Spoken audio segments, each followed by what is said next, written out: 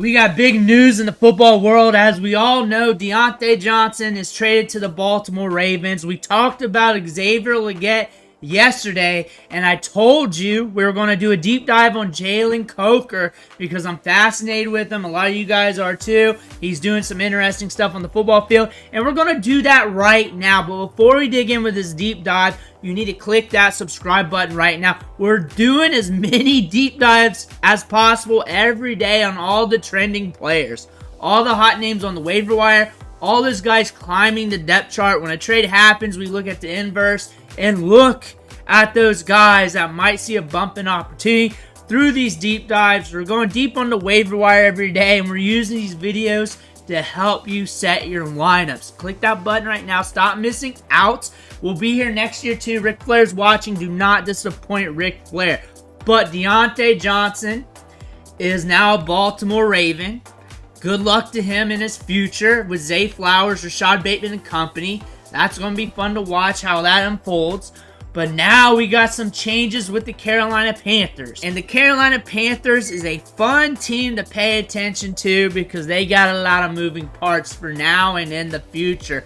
But Jalen Coker has been flying under the radar to some folks. But to some folks in the know, they're very geeked out about him because this was a small school prospect when you're analyzing the NFL draft that you're watching because he has a good production profile.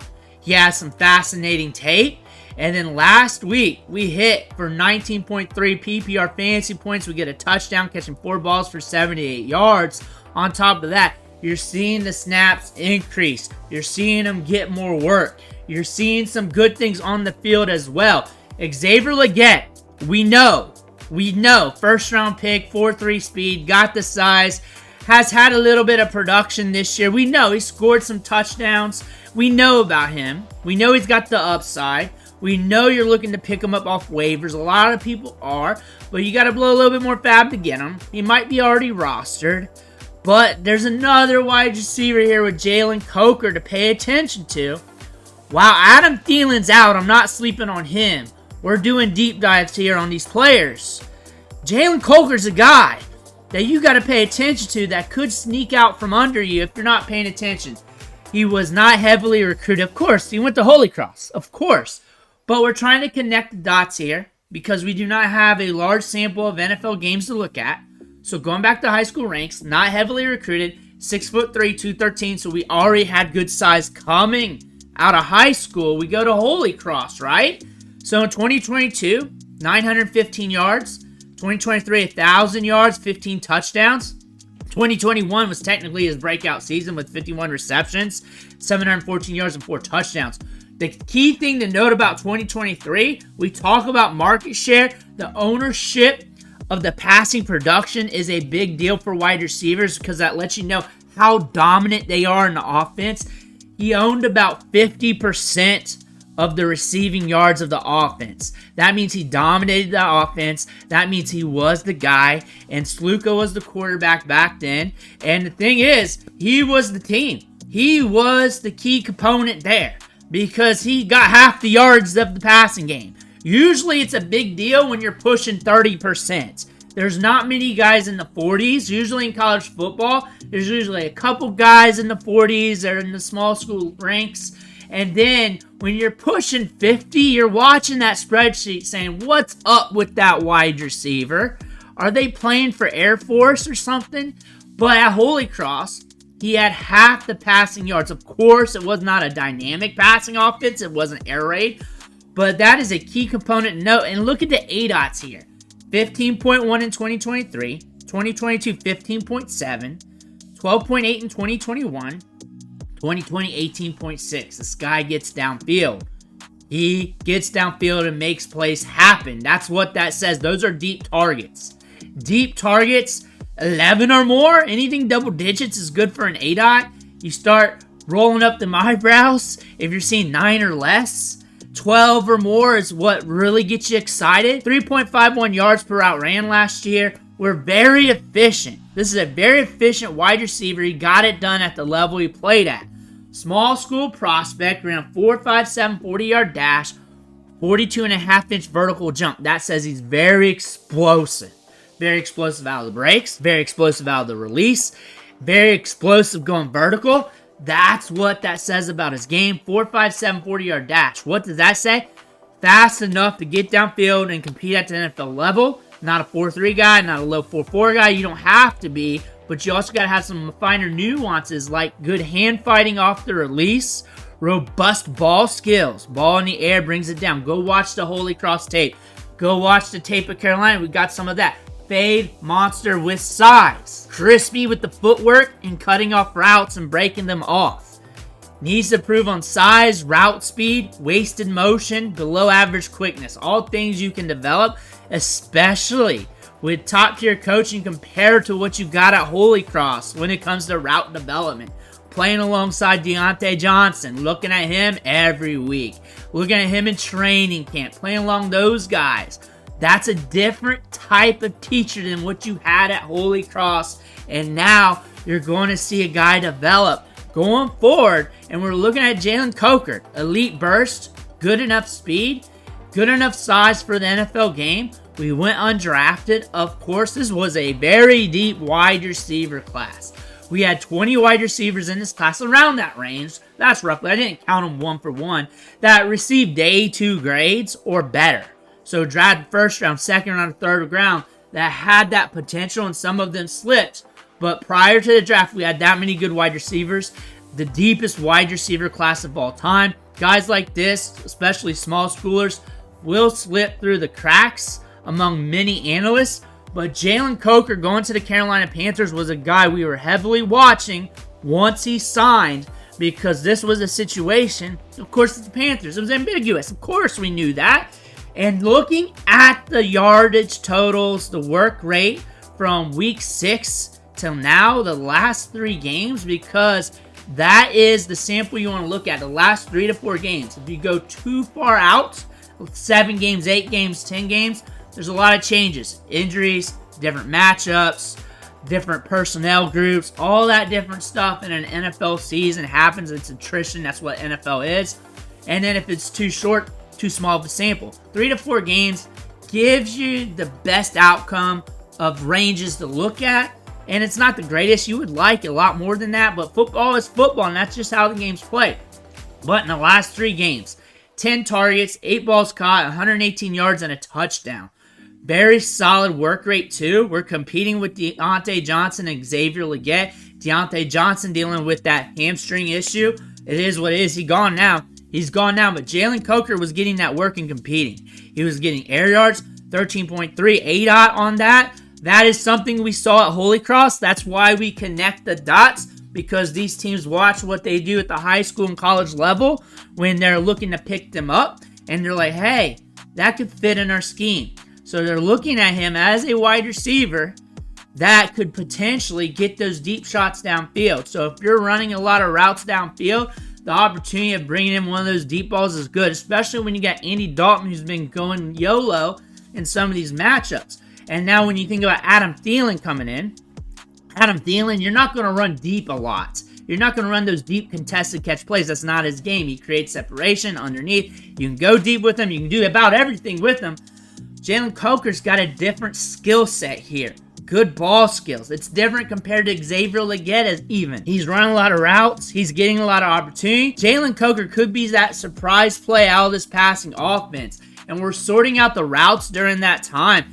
It's Xavier Legette and Jalen Coker just going route for route with each other pretty much. 3.3 targets per game, but Jalen Coker's money was made last week, and he was also doing pretty good in week 5. Jalen Coker's got some upside in this matchup. He's a lot cheaper than Xavier Legette off the fab. You might be able to pick him up on Thursday or Wednesday, the day after your fab runs. We're filming this on Wednesday because you can only put out so many videos in a day on YouTube, or they kind of like scale you back. But Xavier Legette is a guy everyone's paying attention to.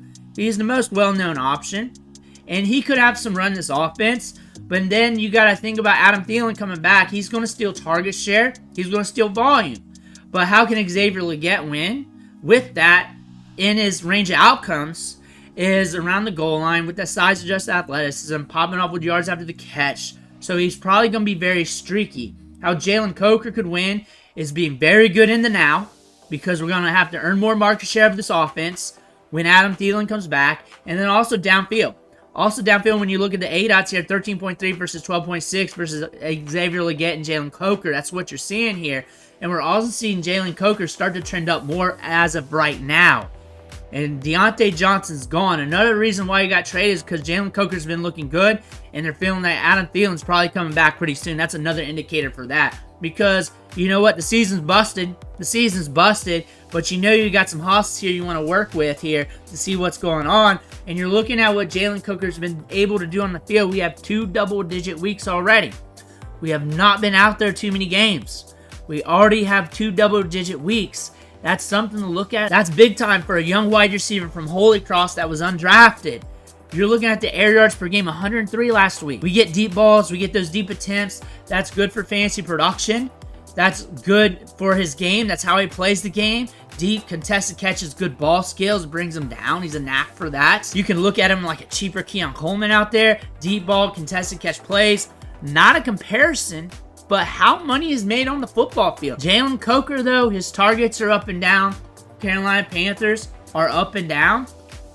He's a guy that could sneak away a little bit more volume. And now we're looking at the receiving grades. He was top 5 last week. He ranked number 4 in PFF among Justin Jefferson, CeeDee Lamb, Raheem Jarrett getting in there. Do I need to make a video on Raheem Jarrett? That was one of my dudes. If you just search my channel on Raheem Jarrett, I got a video from back in the day because he was a former 5-star recruit. Flashed at Maryland, but wasn't doing enough to really get the job done. But here we are. That could be a sneaky dart throw in deep leagues. Jalen Coker, though, we're doing something out there. We're doing something out there because this isn't the only week. Week 5. Second highest graded rookie wide receiver. Week 5.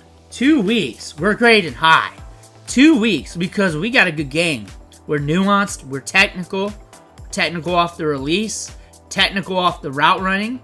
Ball skills for days. This is a guy that could be sneaky on you. We're not pegging him to say, hey, this is a guaranteed thing. We're saying, hey, this is a dart throw that you could throw out there that could accidentally hit that bullseye. That could potentially happening. And we're seeing some things happen here that could align with that. That is what we're seeing here. That's what we're seeing from his game. We saw that at Holy Cross with how productive he was. We're seeing how quickly he can get used in this offense. Go back to training camp. He was getting a lot of reports from the guys watching him there. Jalen Coker is a wide receiver here that's on the rise. This is his moment. Can he capture it? Can he capture it? This is his moment. There's a lot of good things in his prospect profile here. It's all small school, but the production metrics is there. The athletic specs is there. We're already flashing on the field right now. This offense is sus, but if it wasn't sus, he would be a big name on the waiver wire right now. That is what I'm saying. And now you can get a guy like this for free in a deeper league.